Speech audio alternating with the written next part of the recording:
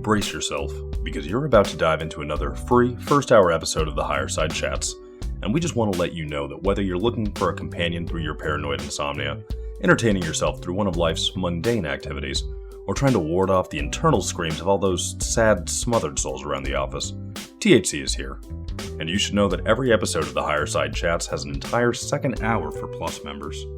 Sign up at thehighersidechatsplus.com and you'll get years of Plus show archives, lifetime forum access, a special invite to Greg Carlwood's monthly joint sessions, MP3s of THC music, bonus episodes, tour videos, and 10% off t-shirts, grinders, and whatever else ends up in the Higherside store. It's $8 a month that you won't miss, so become a Plus member and treat yourself in these troubled times.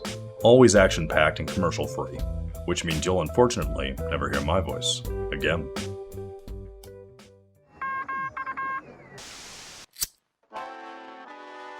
In the 1930s, President Franklin Delano Roosevelt addressed the nation through a series of radio broadcasts known as the Fireside Chats.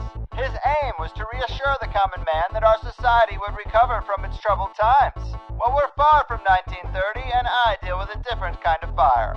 For a new era of worldly frustration, we offer a fresh conversation. I'm Greg Carlwood, and these are the Higherside Chats. Here we go, people, riding another wave of universal mystery and intrigue. From sunny San Diego, I'm Greg Carlwood, and I say mystery and intrigue because when we remove ourselves from concrete cities, traffic jams, and the not-so-pleasant sights, sounds, and smells that grace most of our major metropoli, we do see the magical, self-organizing beauty and connectedness of the natural world. Yet the egotistic sages of the scientific method try to break this all down into separate systems. Biology, chemistry, physics, quantum mechanics, genetics, and it's this sectioning off that has largely kept us from seizing the opportunity to look at our universe holistically, the way it should be seen, the way it works. Though I like to think our understanding is a lot further down the road than some crusty academics who are still clinging to a mechanical, materialist model and debating if consciousness is even a thing. It's a sad and backwards place for modern civilization's so-called brightest minds, because it's so wrong and so archaic, I have a hard time even accepting this is what they actually believe. But if they keep us glued to Netflix and baseball, bank accounts and mimosa brunch, who's really taken the time to hold their feet to the fire or develop their own personal relationship with the truly entangled universe? Well, today's powerhouse guest, Nassim Haramein, is certainly someone who is, as he's developed his own unified physics and holistic science that has been dubbed the Holofractographic Unified Field Theory. It's a poetic worldview that is as much an art and philosophy as it is a science, and with it comes a wide range of explanations and answers to the stranger aspects of the world that the mainstream model just ignores. The power of intention, the fundamental importance of sacred geometry and the flower of life, the understanding of reality held by ancient civilizations all over the globe, epigenetics, psi effects, the placebo effect, the entheogenic experience, the power of meditation, alternative methods of travel and off-the-books energy sources, remote viewing, astral travel, and a whole Pandora's box of things academia dare not touch, but are no less valid as verified pieces of this weird world. You might remember a previous episode we had dedicated to Nassim's work with the passionate advocate running the Holofractal subreddit known as Holofractal Joe, which definitely works to help set up today and proves my intention muscles must be working just fine, as now we have the man himself. Of course, you can always learn more about this stuff at the Resonance Science Foundation, where you can dig into a ton of high-level content, videos, articles, fully developed courses, and even join in on travel adventures to the world's most interesting locations and sacred sites. So let's get this thing going here. The man who knows the plan, the mystery decoder and brain overloader, the sacred geometry Jesus, and the father of holofractographic goodness. Nassim, welcome to the Higherside. Hello, it's great to be on. Thank you, man. This is a real pleasure. I'm really glad to have you here. You have a contagious passion for life, and you really do seem to embody the science and philosophy that you talk about. As I mentioned, we have done a show about your work before, and I don't want to start off too fundamental. We won't get to the advanced stuff if we do that, but I got to get the wheels moving somehow. Maybe you can start by telling us a little more about the major principles behind your work and a little about how you uncovered it. Well, I think if I was to identify one of the most fundamental principles behind my work, it would be that you can divide things to infinitum, and when you get down to the really, really, really, really tiny, you're basically talking about electromagnetic field that are fluctuating in the structure of space. So the basic principle is that space is not empty. Space is full, that we are swimming in an ether of energy, and that this energy is the source of all matter and forces in the universe, and most likely the source of what we call consciousness as well. And I got to that at a very young age when I was contemplating the foundation of reality. I was trying to figure out how things got together, how things got so organized, how, the bees and the flowers didn't get put on different planets, but they got put on the same planet because they need each other. Like how did nature organize? That seemed contrary to entropy, to disorganization. It seemed contrary to a universe that was just the result of random fluctuations due to an explosion. I felt like there was an organizing principle, and I looked for it. Well said. So we know the conventional models are a mess. Having two disconnected models for small and large things makes no sense. But when you break down your work, you make it all seem so connected and so obvious. I just wonder, if everything is entangled and it's all right there in front of us, why don't the scientists studying the world stumble upon this reality? Is it more ignorance, or is there some kind of cover-up? Okay, well, I would say most likely it's a little bit of both. Mm-hmm. They did stumble upon it. The problem is there was a lot of stumbling along the way. And historically, some of the discoveries that needed to be put together were spread apart from so much time distance that by the time these new discoveries occurred, the old one had taken hold, and the fundamental split in physics happened. And what I mean by that is that earlier on, Maxwell, when he wrote what is known as the Maxwell's equation now for the electromagnetic field, assumed a fundamental ether. He assumed that space-time or space was filled with this substance, this fluid-like substance of energy, and that electromagnetic waves were the result of fluctuations in that energy. And he wrote these equations then, describing basically little vortices as electromagnetic fluctuation of this luminous ether energy. And his equations were very successful, and they give all the right answers, except that they were very complex to solve. Fluid dynamics equation and quaternions were a little complex. People, as a result of experiments that were actually not complete experiments, Markelson and Marley and others, felt like it was, and as a result of Einstein field equation, felt like the fundamental ether needed to be removed and replaced with space-time, which was a conceptual notion of the structure of space. This conceptual notion mathematically did not require that we assign it a physical value. So space-time was like a concept in the clouds that basically, then just was a way to calculate gravity and way to calculate the curvature of space-time to define gravity. But space-time was not ever defined. What is space-time? Like, what do you mean space and time is curving? If it's curving, it must be something. But that something was never defined. The concept got worse with the advent of quantum theory, which, of course, Max Planck was the father of, but actually was partly fathered by Einstein himself, and with the photoelectric effect, where he defined photons and got the Nobel Prize for that. People are not necessarily clear that actually Einstein was part of fathering quantum mechanics. But with that event, even further fundamental models of mechanics were abandoned, and physics became more and more mathematical and more and more conceptual and less attached to reality.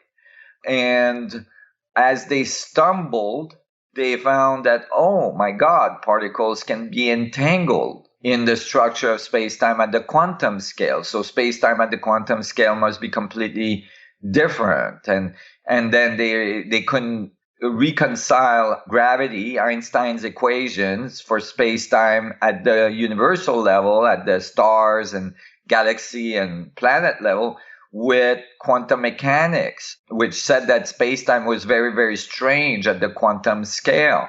And so this division happened. Mm-hmm. And although when the division happened, Einstein felt this can't be right.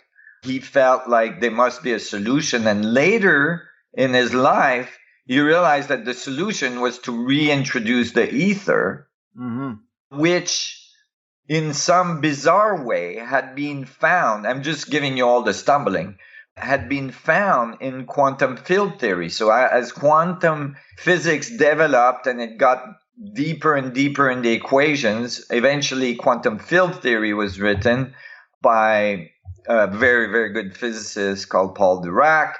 And when Dirac got into the nitty-gritty of space at the quantum scale, he realized that space was full of energy, and that space, which is called vacuum fluctuations, is quantized, and it produces particles that are called virtual particles, not because they're not existing, just because they exist very shortly in our reality, but because now physics had gone in such different ways between quantum field theory and relativity, that was never reconciled, meaning the ether and vacuum fluctuation were never put back together.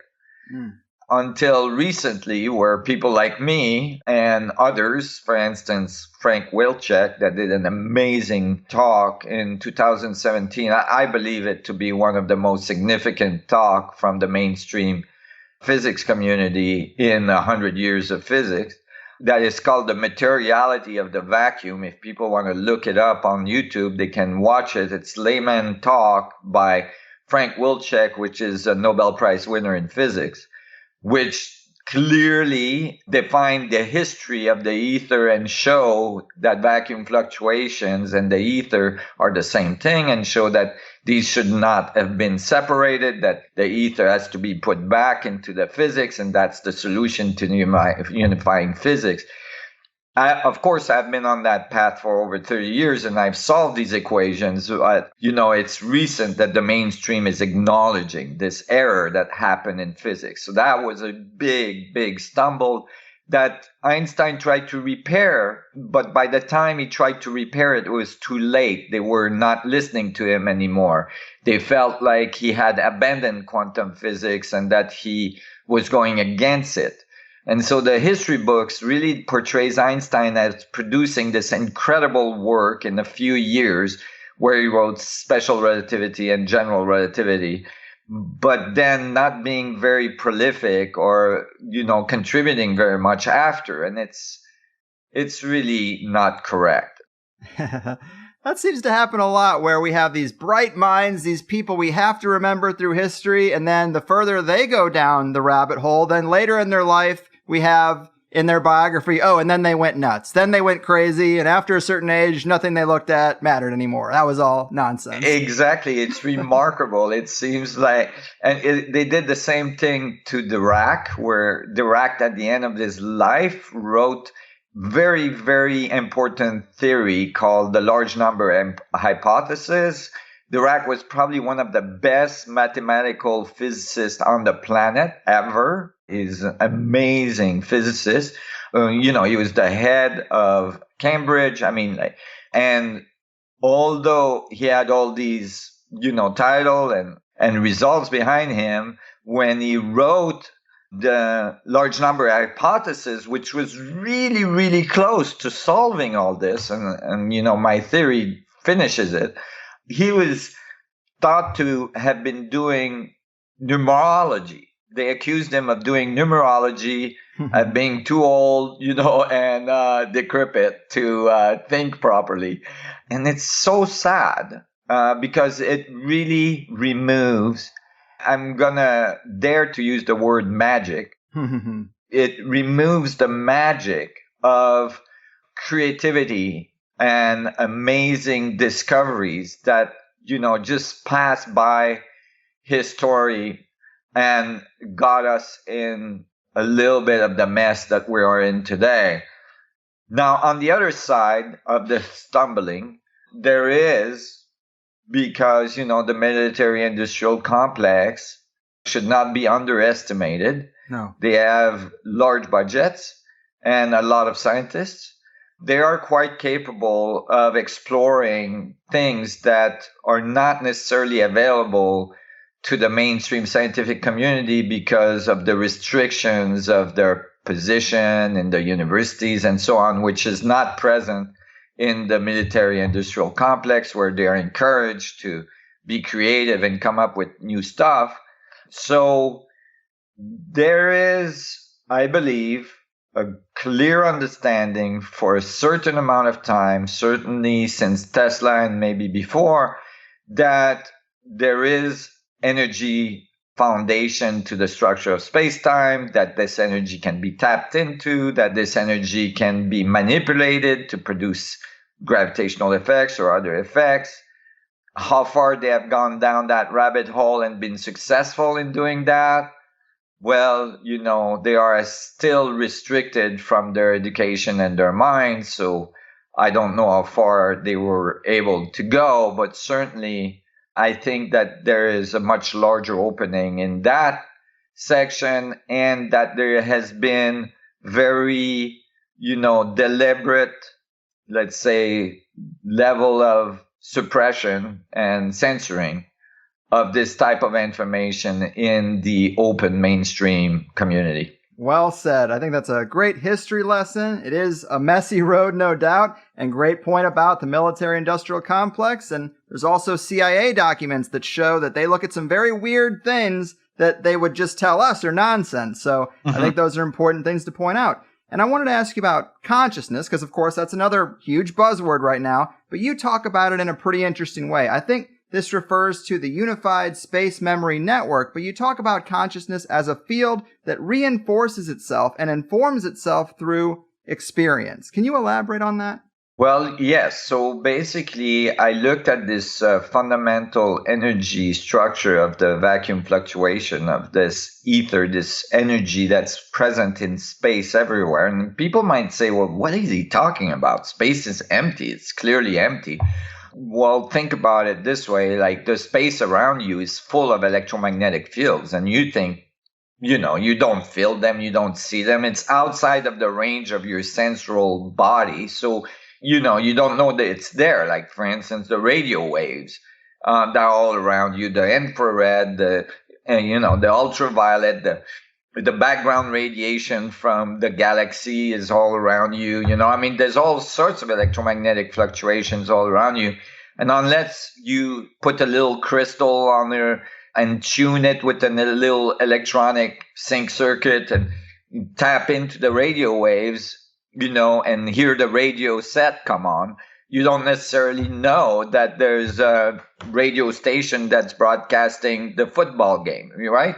And so, just like that, you can imagine that there's a broadcast that's happening in the vacuum that is the universal broadcast. That is the radio station of creation, if you'd like.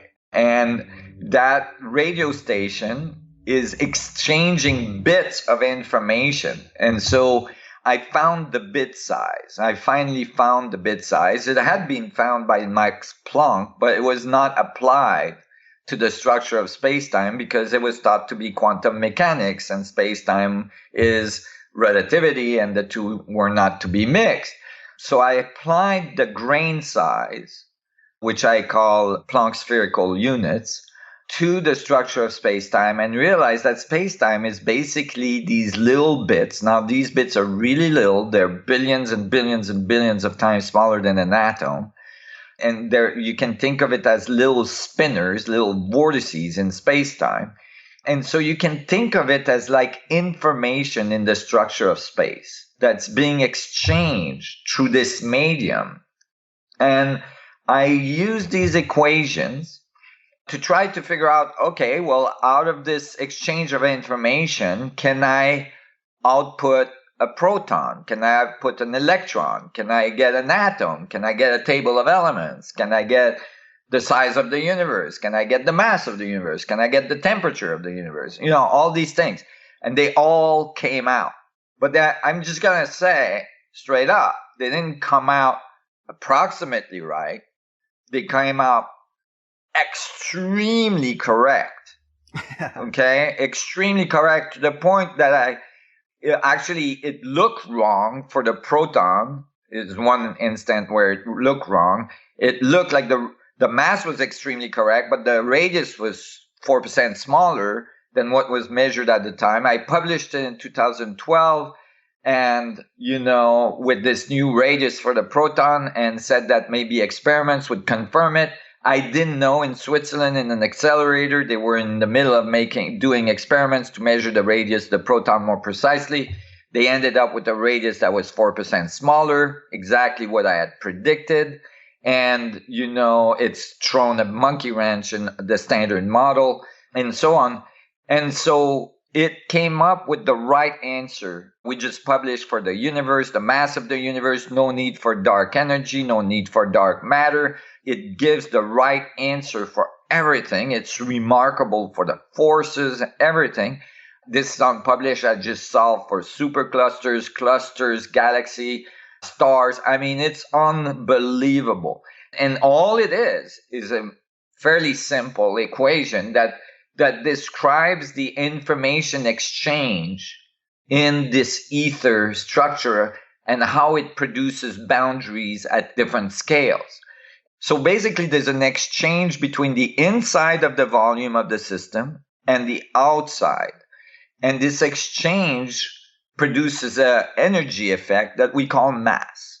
And of course, mass is equivalent to energy, right? E equals mc squared. And the c is the speed of light. So now it explains the speed of light. It explains mass, which we don't know what it is in normal physics. So all of a sudden, since we now know what mass and speed of light is, all of a sudden it explains energy. And when you think about energy, you think of systems, that are organizing because of energy effects.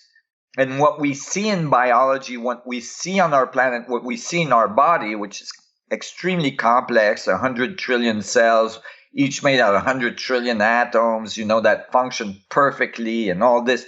Those are all self-organizing energy effects that you can't accommodate with the idea that stuff is just bumping into each other like with some kind of miracle that makes it like it bumps into each other just right to continuously create so that your arm doesn't fall off. So how does it self-organize? Well, because there's an exchange of information, you have feedback between the field and the system. And when you have feedback, you have self-organizing geometry. It's called fractal systems, equations that feed back on itself, that produce high level of coherency, high level of complexity very, very quickly.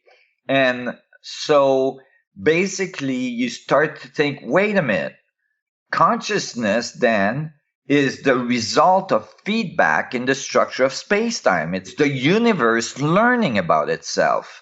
And oh my God, like the whole thing unfolds.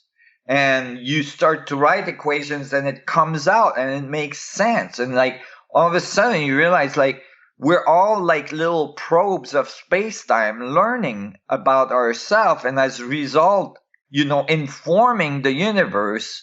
The universe is learning through all of the biological structures at the very fine edge of the fractal structure of the boundary event horizon created by the structure of information.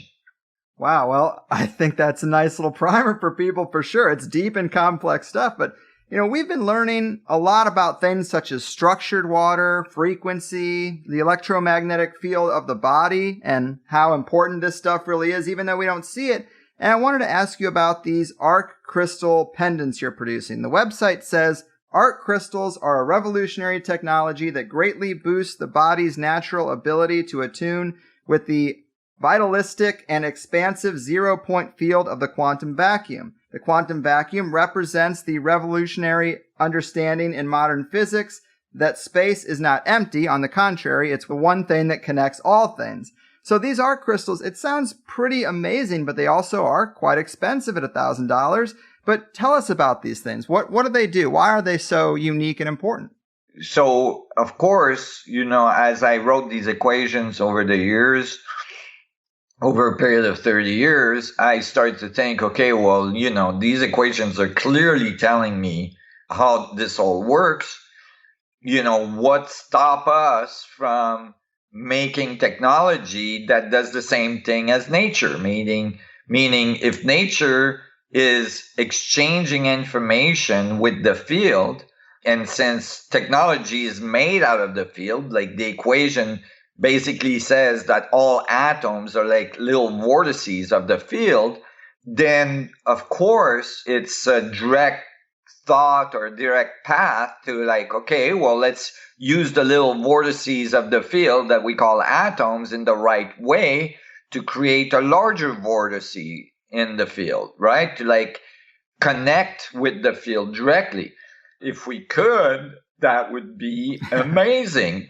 When you calculate how much energy there is in the field, in the vacuum fluctuation, it's insane. In a centimeter cube of space, there's 10 to the 93 grams per centimeter cube. This is called the Planck density. It's insanely dense in energy. If we extracted 1 billionth of a percent of the energy in a centimeter cube of space, we would have enough energy only in that extraction to run the planet for thousands of years. The mass of the universe is 10 to the 55. So this is 39 orders of magnitude larger than the mass of the universe in terms of energy in a centimeter cube of space. And people might say, well, why can't I feel it? Well, the example of the radio waves is the answer. So now you can imagine that I start to think, well, okay, how can I do this? What is my equations telling me about how to engineer a device to extract or interact with the vacuum? Well, clearly you would need a really good oscillator. Well, what's a good oscillator? Crystals, right? Crystals are used in all of our technology because they're really, really good oscillators, right? We have little chips that have little wafers of crystals in there that we oscillate at very high frequency and so on. So clearly crystals would be one of the elements you would want to pick to try to create a resonance match to the vacuum structure. And then plasma and all these other things, okay, it gets more complex, but you can imagine. And I figured out a way to create enough coherency in a crystal metric that I can make a crystal that is very special crystal, get a little bit bumped around, get a little bit oscillated by the vacuum fluctuation more than normal, so that it starts to emit a little bit of energy. Now, until recently, it was hard for me to prove it directly because I could see the effect on things. I could see the effect of the crystals after I treated it on the water structure, for instance. It would change the water structure. It would energize the water. It would self-ionize the water. It would make the water all of a sudden change its pH, and which means that thousands and thousands and millions of negative ions have been added to the water as a result of exposure to this little crystal. But recently I was able, and we're going to publish this soon, I was able to actually measure the photon emission from these crystals. And yes, they are expensive. They are expensive because they're very difficult to build.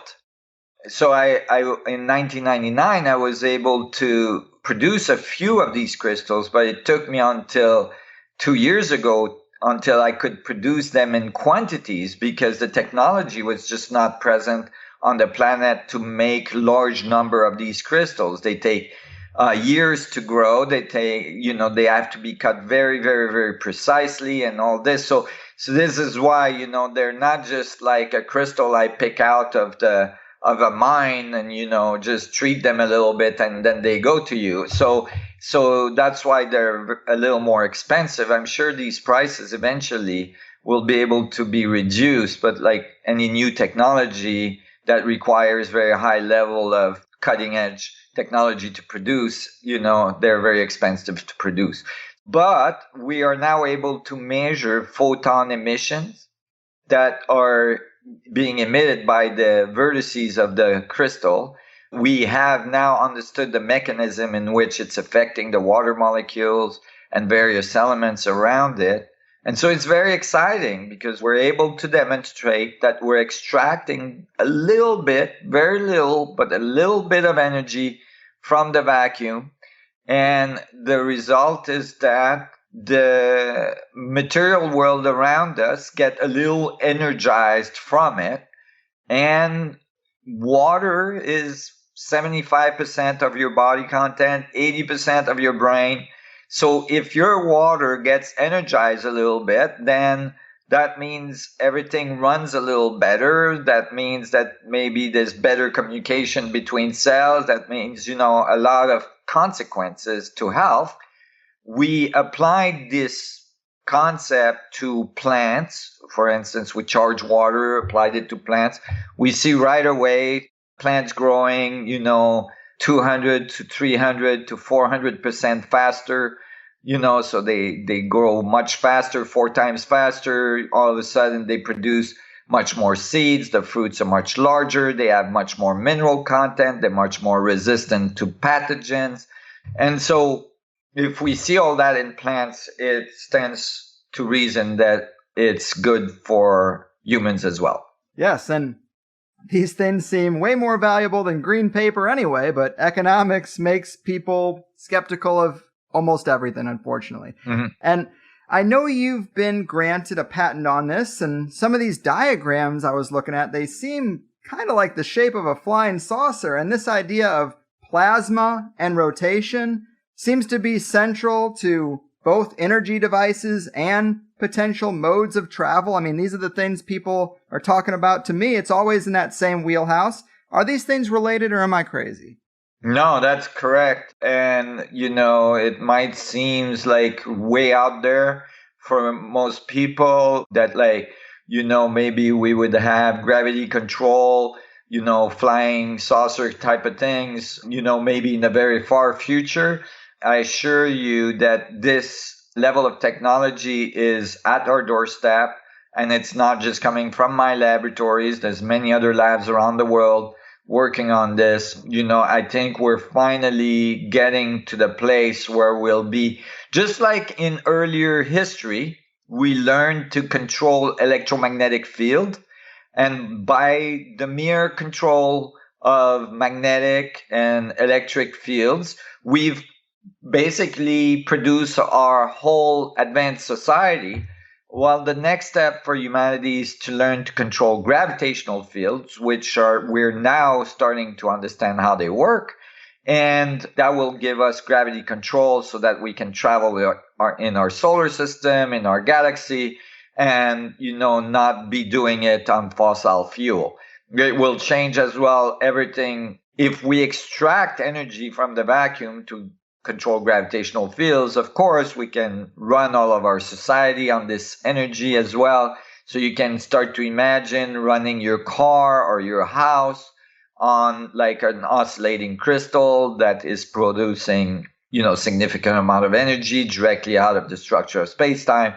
I mean, this is all around the corner. And, time crystals, I mean, there's all sorts of stuff that's happening in many different levels, not just, bleeding edge laboratories like mine, but as well into the mainstream that is really leading us down this road. And most importantly, to the unification of physics and our understanding of consciousness as well. Mm-hmm. Great points. Yes. In terms of travel, it seems pretty clear rocketry isn't going to get us anywhere. I'm skeptical that it ever has. And you have said that we can control gravity via rotating plasma. This is in the mix of so many esoteric documents that seem to pop up on the internet, but it's definitely a theme. And we also hear a lot of talk about biophotons, and we've heard terms like the light body when we're talking about, biological life. But there is something curious to this connection between light and consciousness, or even the sun and our human bodies. How do you understand this relationship between light and consciousness, or the sun and the human body? Right. Well, like I was saying earlier, I mean, light is electromagnetic fields. Clearly, the original equations from Maxwell define light as a result of this vacuum fluctuation or this ether oscillating. That was the correct answer. The fact that the equations were eventually linearized by Higherside and others, and that the vacuum fluctuation or the ether was removed, is not relevant, because clearly it led us down the wrong road. Now, if we reestablish our understanding, I mean, the wrong road, let me just qualify that, at least, kind of a little detour. What we understand about electromagnetic field is limited by this detour we took. And now we're starting to see, yes, these fluctuations of the vacuum, which are electromagnetic fluctuation. Remember the radio set, the radio broadcast of the universe is most likely the radio station that produces the event we call consciousness, in which it's not produced by the brain, but that the brain and the whole body, in fact, is like an antenna tuned to that frequency. And it's receiving and emitting information. So it's not just a receiver, but it's a transceiver. And so, light that we see, so the visible light, the electromagnetic fields emitted by the sun, is really, let's just say, it's like a phase or function of the vacuum fluctuation. It's the vacuum fluctuation at a fairly slow frequency that we see and that we experience. And those vacuum fluctuation at that frequency will start to create self-organizing system. They just discovered, this was published very recently, that actually black holes, which are huge electromagnetic emitters, they're the brightest electromagnetic places in the universe, are the fundamental elements. These electromagnetic fluctuations are not actually destructive. They just discovered that they're the elements that actually would be necessary to produce life. So our sun and the galactic center, which is a huge black hole, the stars and all this are really just life-giving systems that are life-giving because they create organization in the structure of space-time. So, and then our body are the result of this organization, which is smaller vortices, smaller, little spinners in space-time that self-organize. And so we really are electromagnetic at the foundation of us. And then there's electric exchange. So you can think of it as different resolution. Like imagine being a light body at the quantum scale of like the Planck field, like way below the atom. And then, imagine like the dampening of the spinners, right? Creating like larger vortices of organized little vortices in space. that we call protons and electrons. And so now you have an electric charge, and there's electric charge that's exchanging, and that we see as chemistry. And then the chemistry exchange of these electric charge produce self-organizing system that we call biology. You see, so it's just a downstepping of the energy to energy levels in which we experience the world at. Like, these other energy levels are too high in frequency and subtle for us to directly observe. Well said. I think that makes a lot of sense. We're just talking about scale and some of these same principles, and the implications for health and wellness are pretty crazy when you learn about the electromagnetic fields and these things we can't see and the power of light. And earlier when we mentioned rotating plasma, well, what is the sun? What is a star other than rotating plasma? I mean, that seems to be what it is. And I've heard your ARK crystals described as a star in a jar too. But to kind of move on to other celestial bodies, let me ask you about planets. I think our conventional model is pretty off on this too. They say planets get more and more dense towards the core, but there are theories out there that planets are actually hollow or have hollow cavities in the middle. Some even say an inner sun or something in the middle. What are your thoughts on this and how planets really are comprised? Right. Well, it comes back to stars as well, and galaxies and universes and atoms. I mean, because I found from the physics I wrote, but I as well know from, what I've learned in the universe is that there's one model. There's not like 20 million different things. The universe self-organizes in very specific ways. And, it's not just a free-for-all out there. And so let me just say right off the bat that a planet or star that would not be hollow, that would be getting denser towards the middle and full, would be completely inconsistent with what we observe. Meaning that we see stars and planet oscillating at very high rate and creating, like ringing in space. Like, for instance, we recorded the ringing of all the planets in our solar system and the sun. They literally can be recorded, and they're ringing. And this would be equivalent of thinking that you can make a bell that's completely full ring. Right. Tapping on a rock or a boulder. Right. It's not going to ring very well. I mean, it would not sustain ringing, right? It would tear itself out if you tried to ring it too hard, But a hollow structure, like a bell, will ring very well. And we see these stars and planets ringing very, very well. Our moon is a really good example. It's like it rings like there's no tomorrow. When we land on the moon, and a lander on the moon is a very teeny thing compared to the moon. When we land on the moon, just the fact that we land something on the moon makes the moon alter its ringing a little bit for like days, if not weeks.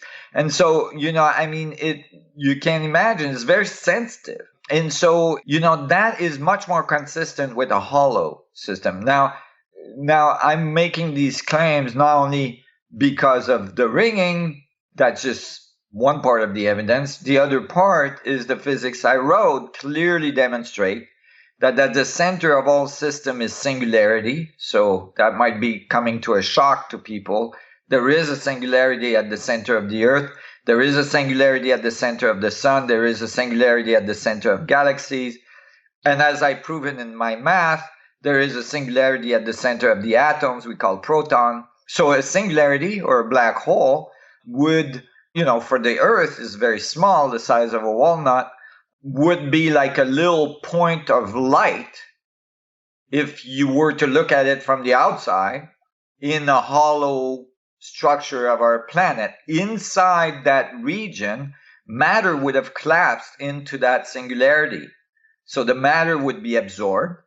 The matter that's far enough would stay in orbit because of angular momentum. You have a balance at one point. You have a balance between, the centrifugal forces of rotation and the centripetal force of the gravitational effect of the singularity. And so you would get a crust, and that crust would start to build various levels of density, which is called the carbon cycle in stars. And it would go through various level of heat or thermal effects. It would produce high level of friction and heat and electromagnetic and magnetic components. And so if you measure the magnetic field of the Earth on the surface, it's almost 0.7 Gauss. It's pretty strong. It's non-trivial. And, you put a little bit of iron on a needle and it will point to the North Pole, and it doesn't matter how far you are from the North Pole, right? So it's a pretty strong magnetic field. Well, if you calculate how strong the magnetic field at the core of the Earth would have to be to produce such a magnetic field on the surface, since magnetic fields drop at the square of the distance, and actually in high magnetic field, it's exponential. But even if you do a conservative calculation, just at the square of the distance, then the magnetic field in the center of the Earth would have to be huge. And it'd be, similar to what it would be for a black hole. So yes, I'm a proponent that the Earth is hollow, and that actually all planets are, and stars as well. And they are centered by singularity. And as well, that continental drift is not the result of all the continents being together in some side of the Earth at one point, but is the result of the Earth growing. And so expanding Earth theory, I thought I had discovered it by myself when I was doing my math and physics 20 years ago. And then I discovered that another physicist in the 60s had come to the same conclusion. The Earth is not stable in terms of its size, but it has been growing through millennia. And, when you shrink the Earth 60%, the continents come together very, very cleanly, much more cleanly than the current prevalent continental drift theory and tectonic plates theory, where they need to do a lot of deformation of the continents to make them fit together.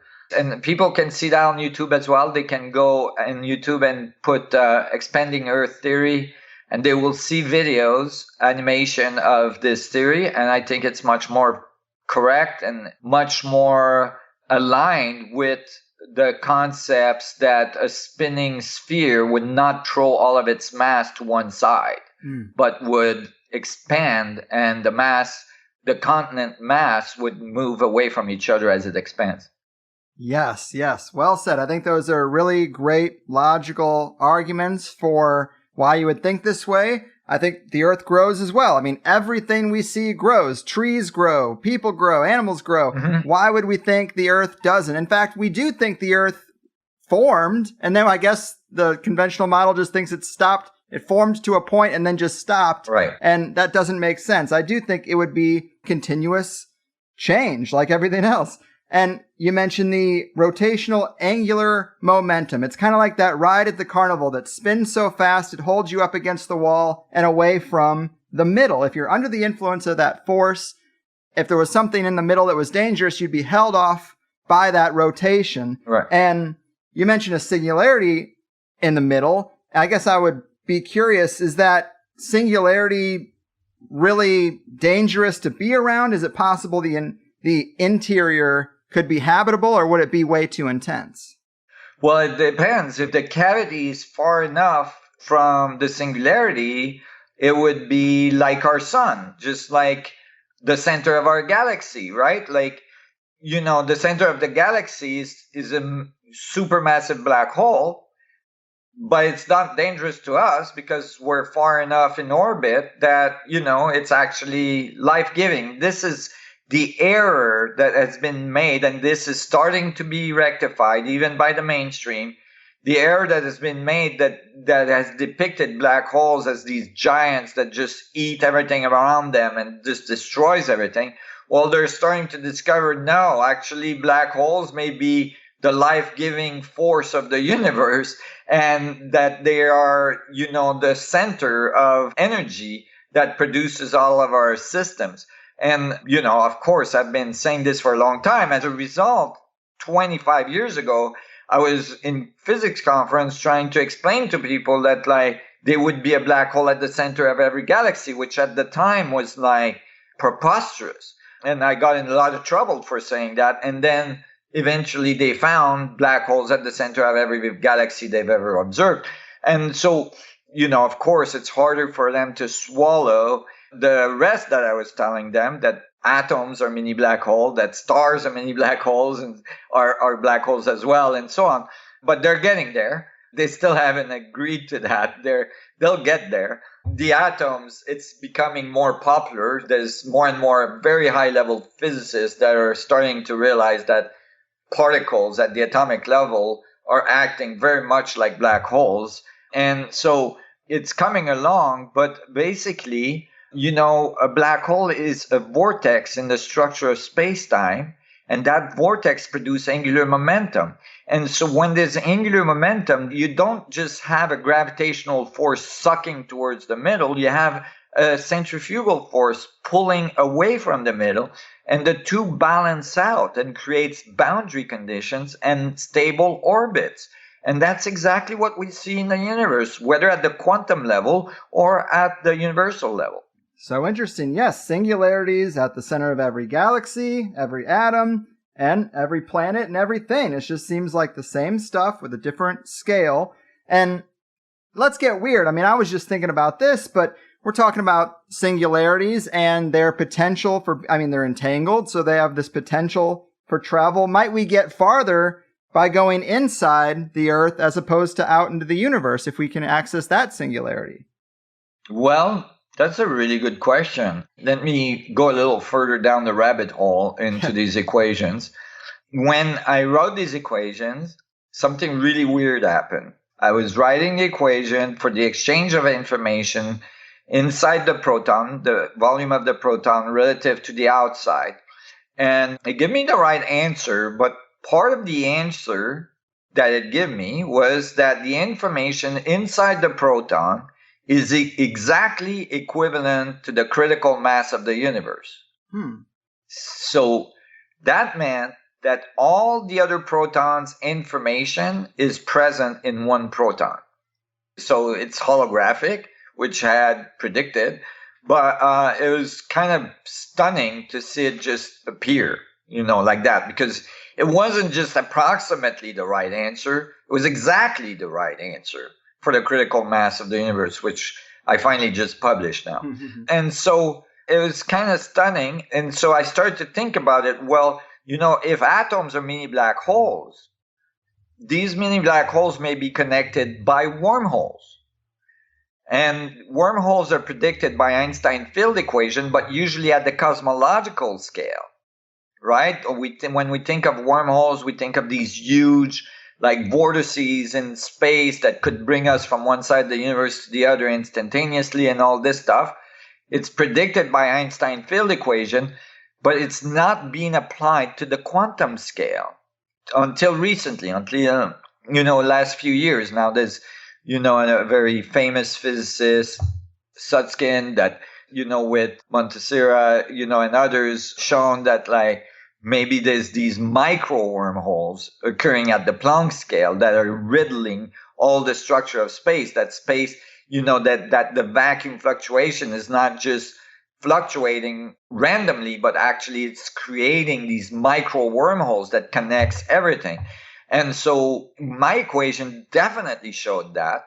And I was really intrigued, because then that means that all the protons are connected. Like, it's all one big network, right? And so then I thought, wow, if we can enter the network, then we could go. So think of the black holes, singularity at all the scales, being the hubs of the network, like the servers of a network of computers, and the wormholes being the cables that connects all the servers. And so I started to think, wait, if we get inside one of those puppies, we could go anywhere in the universe instantaneously. I came up with these ideas before I could prove them mathematically. I came up with these ideas 25 years ago. And so I started to observe the sun. I started to figure out, is there stuff coming in and out of the sun that's not explained easily? Is there stuff coming in and out of the center of our world, of our planet, that cannot be explained easily? Some say there is. Some say there is. There's been talk about that stuff, things going in and out of volcanoes, for instance, which would be a vortex to the center of the singularity. It's a good question you ask. I can't answer with certitude, but I would answer with some background to be able to give the answer, and certainly some theoretical support. Yes, if I was to try to go across the universe using the universal wormhole black hole network, I would attempt to enter the singularity at the center of our planet, which would lead to the singularity at the center of our sun, which would lead to the singularity at the center of our galaxy. And then, if I wanted to go to another star inside our galaxy, then I would dial in the frequency of that star to lead to the center of that star, and then I would come out of the center of that star into that solar system. I love it. I love it. It really seems like the movie Stargate is a decent analogy, except that the portals are in the center of the planet, not these things on the surface, but they still need to be dialed in, and then you can travel through them. Right. So you'd have to create your own singularity, get linked into the network, and then go through the scales. Well said. Well said. And it does seem like the best way for your theories to be more widely accepted and to beat back the resistance is through creating technologies like the ARK crystal, technologies that clearly seem to work and validate the ideas because they'd be undeniable if these things worked. Are there any other things that you're working on in the technology space that might help to push this further? Of course. There's the technology and there's the theory. The papers I publish in theoretical physics are very important as well because they inform the theoretical community of these advancements in physics. There's resistance, but more and more physicists are very excited about what I'm writing all around the world in many universities. I'm fairly well known, and those ideas are becoming more and more accepted. That doesn't mean they can come publicly and talk about it because the institutions they're in are not so excited about that. We literally get people from all around the world that want to participate. We have a small team of physicists, PhD physicists and astrophysicists and astronomers and biologists, biophysicists we all work together. But as well in laboratory, I'm of course working on many other technologies than the ARK crystals, and eventually to reach, gravitational control. And there's lots of these things that are going to come in the next few years in the future that are going to clearly support that the theory is correct. But the theory stands on its own. Of course, all good theories have to be sustained and supported by experimental studies, both observation experimental studies and technological development. So that's all there. There's a lot of observational studies that have supported my theory throughout the years. I've made many, many predictions that came through. The proton one is the most known one because it was well documented, but there's as well technological developments that supports my theory. They're not so well known because they're still in the confines of dark alleys and the back of laboratories and garage inventors around the world, but it's coming along and it's going to emerge in the next few years, I have no doubt. Wow. Well, I am excited for that, and I'm so glad I got to run through all my weirdo questions for you. And big thanks to everyone who help make this possible and get us connected. You're a lot of fun. You have a lot of really great, exciting ideas. And before we go, what would you want to tell people about following up here or learning more about the things you're doing with the Resonance Science Foundation? Yeah, so if people go to the Resonance Science Foundation, resonancescience.org, then they can connect with our community, for instance, all of our research groups, and then as well get involved into the delegate program, which is a program where, all the science I'm talking about has been written and you can learn about it. And there's like all the links, that to all of the different things that we have discovered. This is all going to change into an app very soon. We need support. We need financial support to be able to do that. We're working on it. And then it's really great because thousands of people from all around the world are participating, over 80 countries. And so you get to connect with a community of all like-minded individuals. Every month for 2 hours, I answer questions for all the people taking the course. And we have a lot of fun. We discover together, and being involved is what to help this transformation happen is so critical. Every single person that gets involved make a difference. As well, it helps us financially to be able to finance this research, which is extremely expensive. It's not easy. So it really helps us. And so you get to participate in this transformation for planet Earth and for generations to come. Awesome. Very cool. Well, I hope this interview has lit the fire for a few people. It's definitely been an honor and a pleasure, my good man. Keep up the great work and take care out there. Thank you so much for having me. It was great to discuss this with you. Oh, it's magic, people. Oh, big show today. Definitely one I was super excited to record and to put out to you. Obviously, I like to keep our subjects pretty diverse around here. So we do something from column A, and then next week I like to go to column D, then jump over to column Y. We tend to go for that extreme diversity. And this one is pretty aligned with Jim Elvidge just a couple shows back. So we are kind of double dipping. But when you get an email asking if you want to have Nassim on, you just say yes, and you deal with the rest. I've heard a lot of his interviews, and it seems like we got to talk about some things today that I don't know that I've heard him speak about before. Primarily hollow planets. Growing hollow planets, but hollow planets nonetheless. Clearly, that was my favorite part. I am always looking for more bright minds to confirm my crazy stoner desires, and a habitable hollow Earth is certainly one of them.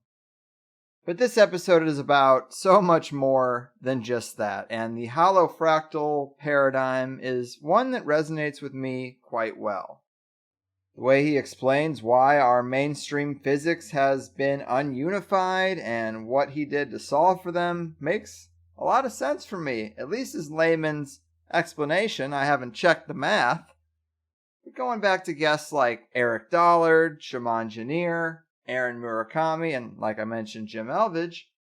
Of course there are nuances and small differences among these guys, but add it all up, and I think we're circling around a much better model for reality than anything else I know.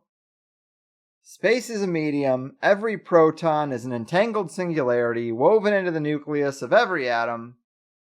I mean, even if you pull up a diagram, a typical diagram of the parts of an atom, it kind of looks just like this. And that's what we always say about quarantined physics. You can't change what the atom looks like, but it seems like the powers that be have shoehorned in explanations that make as much sense as they can, without revealing the potentials for free energy, for flying saucers, for all the things guys like Tesla and T. Townsend Brown and Wilhelm Reich and Victor Schauberger were on the trail of. So when people see actual flying saucers or hear about folks who have made free energy devices, they think, oh well, that's clearly impossible. but it isn't, and it requires what I consider to be a relatively small tweak to the way we think about the models. And it really opens the universe up to feel like some cosmic sandbox or playground where we do have this limitless potential. It seems like this framework of scarcity is somewhat artificial and just placed on us so that corporations and the dynastic families can stack cash. I'm pissed. But now imagine an advanced civilization who knows these things, scopes out the earth, and sees the ass-backwards way we do things just so we can consolidate green paper into the hands of a privileged few, and it's no wonder they stay away for the most part. But overall, I love it. A holistic look at a holistic world. It only makes sense. In fact, I've been hearing a lot of Andrew Yang recently, and he, of course, is the only guy in politics talking about automation, and how the solution is, UBI, he says, a universal basic income, but really, we need to find value in ourselves outside of the market, because the robots and the AI, they're going to take the market. So we better start assigning some value on love, or what it means to be human, or family, or on why we're here and what we want our lives to be. The next phase of the Industrial Revolution, the automation of everything, is not going to be stopped. But the damage can be limited by getting out of the mindset that the only thing that matters is your productivity in some cubicle or on some assembly line. So when I say Nassim's work feels like as much a philosophy as it is a science, this is the kind of thing I'm thinking about, I'm talking about. And I don't just think it's a better way to look at life, with a corresponding science and apparently math, but clearly that's over my head. It's not just a better way, it's a necessary way. It's a much needed change in mindset, and this model is like a breadcrumb that leads to all sorts of paradigm changing places. And I tried to prove that today just by asking him so many out there things. And I also want to say big thanks to Holofractal Joe for doing that first show with me, for setting the groundwork up, and for putting THC on the radar of the Resonance Academy's inner circle, and thus laying down the path that we walked to get to today.